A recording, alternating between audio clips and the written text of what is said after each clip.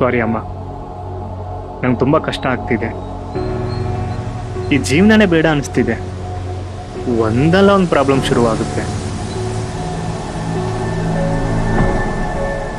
ನೀನು ತುಂಬ ಚೆನ್ನಾಗಿ ನೋಡ್ಕೋಬೇಕು ಅಂತ ಇದ್ದೆ. ನಾನು ಇದ್ರೇನೆ ಕಷ್ಟ ಅಲ್ವಮ್ಮ ನಿಂಗೆ. ಅದಕ್ಕೆ ನಾನು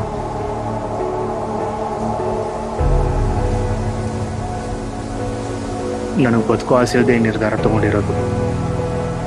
ಇದರಲ್ಲಿ ಯಾರ್ದು ಕೂಡ ತಪ್ಪಿಲ್ಲ. ಸಾರಿ ಅಮ್ಮ.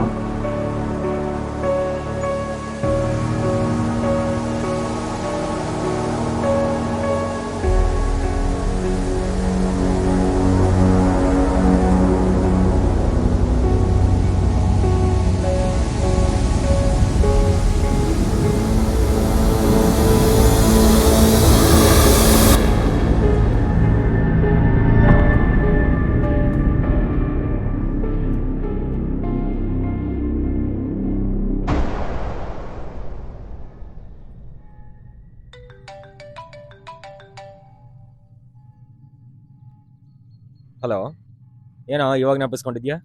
ಅರುಣ್ ಸೂಸೈಡ್ ಮಾಡ್ಕೊಂಡಿದ್ದಾನೆ ಚರಣ್. ವಾಟ್?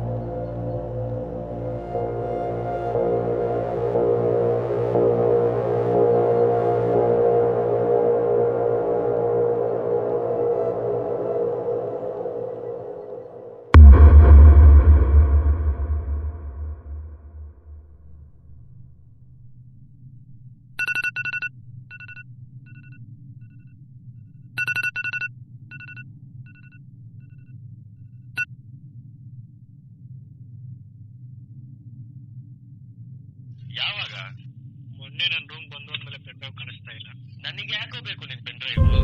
ನನಗೆ ಪೆನ್ ಡ್ರೈವ್ ತುಂಬಾ ಇಂಪಾರ್ಟೆಂಟ್. ಯಾಕೋ ಏನಾದ್ರು ಪರ್ಸನಲ್ ಇದೆಯಾ?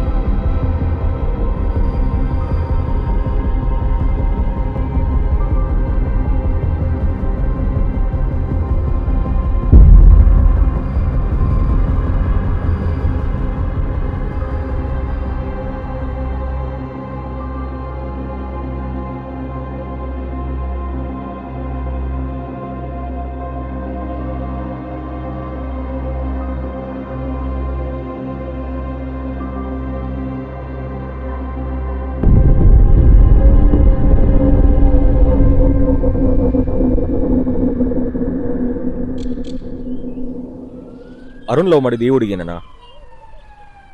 ಹೌದು, ಚರಣ್ ಸಿಸ್ಟರ್ ದಿವ್ಯಾ. ಯಾಕೆ, ಏನಾಯ್ತು? ಫೋಟೋ ಸಿಕ್ತು. ಅವತ್ತು ಪೊಲೀಸ್ ಇನ್ವೆಸ್ಟಿಗೇಷನ್ ಈ ಹುಡುಗಿ ಬಗ್ಗೆ ತಾನೇ ಕೇಳಿದ್ದು. ಈ ಹುಡುಗಿನೂ ಸೂಸೈಡ್ ಮಾಡ್ಕೊಂಡಿದ್ಲಲ್ಲ, ಯಾಕೆ? ಏನು ರೀಸನ್?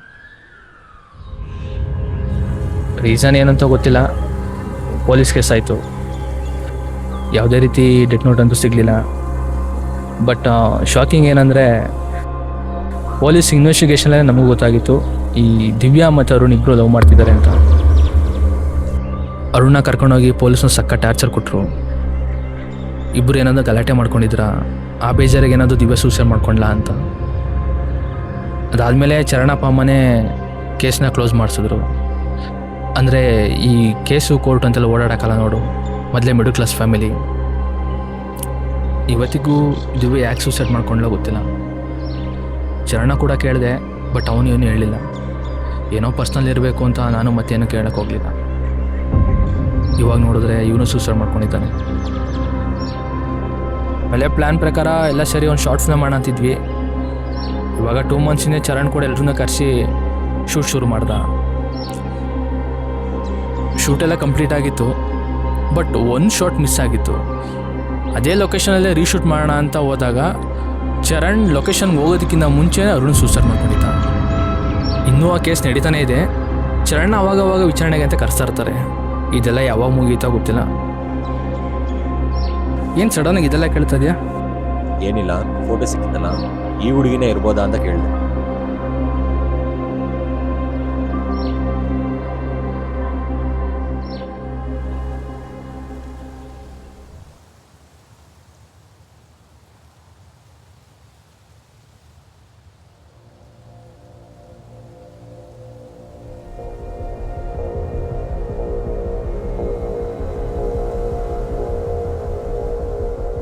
ಹಾಯ್.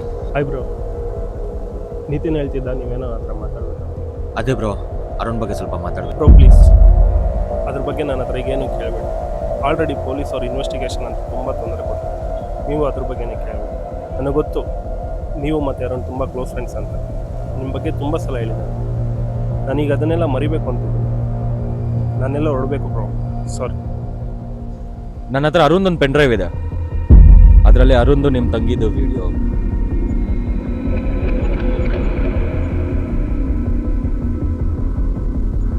ಬ್ರೋ, ನಾನು ಈ ಪೆನ್ ಡ್ರೈವ್ನ ಇಟ್ಕೊಂಡು ನಿಮ್ಮನ್ನ ಬ್ಲ್ಯಾಕ್ ಮೇಲ್ ಮಾಡಬೇಕಂತ ಬಂದಿಲ್ಲ. ವಿಷಯ ಏನು ನಡೀತು ಅಂತ ತಿಳ್ಕೊಳಕ್ಕೆ ಬಂದಿದ್ದೀನಿ ಅಷ್ಟೇ. ನಿಮಗೆ ತೊಂದರೆನೇ ಕೊಡಬೇಕಾಗಿದ್ದಿದ್ರೆ ಈ ಪೆನ್ ಡ್ರೈವ್ ತೊಗೊಂಡು ನಾನು ಪೊಲೀಸ್ ಸ್ಟೇಷನ್ಗೆ ಹೋಗ್ತಾ ಇದ್ದೆ. ಒಂದು ಹುಡುಗಿ ವಿಚಾರ. ಬ್ರೋ, ನಿಮ್ಮ ಸಿಸ್ಟರು ಸೂಸೈಡ್ ಮಾಡ್ಕೊಂಡಿದ್ದಾಳೆ. ಆ ಕಷ್ಟ ನನಗೆ ಅರ್ಥ ಆಗುತ್ತೆ. ಎಲ್ಲೋ ಏನೋ ನಡೆದಿದೆ. ಅದು ಯಾರ ಕಡೆಯಿಂದ ನಡೆದಿದೆ ಅಂತ ಗೊತ್ತಿಲ್ಲ. ಈ ಪೆನ್ ಡ್ರೈವಲ್ಲಿರೋ ವಿಡಿಯೋ ನನಗೂ ಅರುಣ್ ಕೊಟ್ಟರೆ ಅವ್ರು ಇನ್ಯಾರು.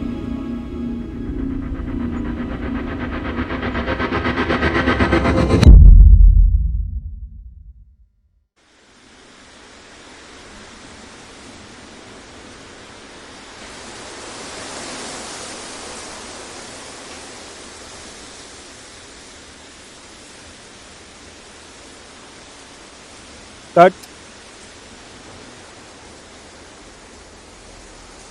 ಕರೆಕ್ಟಾಗಿ ಬರಲಿಲ್ವೇನೋ? ರಿಹರ್ಸಲ್ಗೆ ಎಷ್ಟೊತ್ತಾದ್ರೆ ಇನ್ನು ಟೇಕ್ ಹೋಗೋದು ಯಾವಾಗ?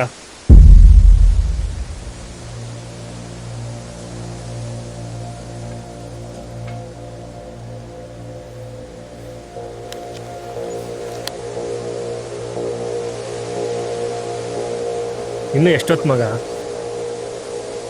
ನೈಫ್ನ ಥ್ರಾಟ್ ಹತ್ರ ತಂದು ಎಳಿಬೇಕಾದ್ರೆ ಸಡನ್ನಾಗಿ ಬೀಳಬಾರ್ದು. ಸ್ವಲ್ಪ ಆ್ಯಕ್ಟ್ ಮಾಡಿಬಿಡ್ಕೊ. ಇಲ್ಲಲ್ಲ, ಇಲ್ಲಿ ಹಿಡ್ಕೊ. ಇದೇನು ಎಕ್ಸ್ಟ್ರಾ ಸೀನು? ಸ್ಕ್ರಿಪ್ಟಲ್ಲಿ ಏನಾದರೂ ಚೇಂಜಸ್ ಮಾಡ್ದ? ಒನ್ ಶಾಟ್ ಅಂತ ಹೇಳಿ ಇದೇನು ಗ್ಲೌಸ್ ಹಾಕಿದ್ದಿ?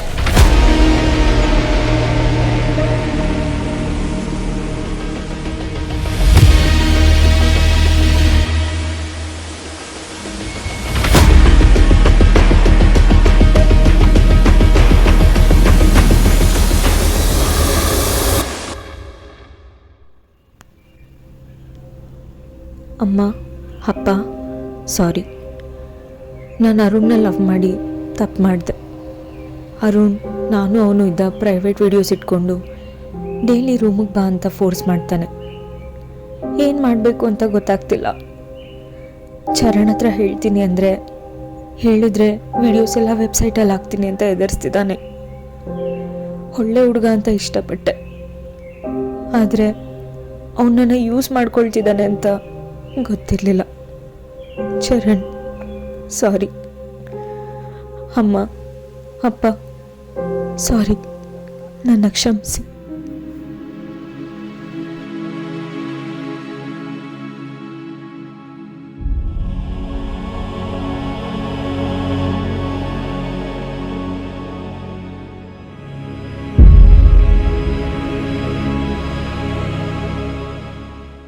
ಅರುಣ್ ಇಷ್ಟೆಲ್ಲ ಮಾಡ್ತಾನೆ ಅಂತ ನಂಗೆ ನಂಬಕ್ಕಾಗ್ತಿಲ್ಲ.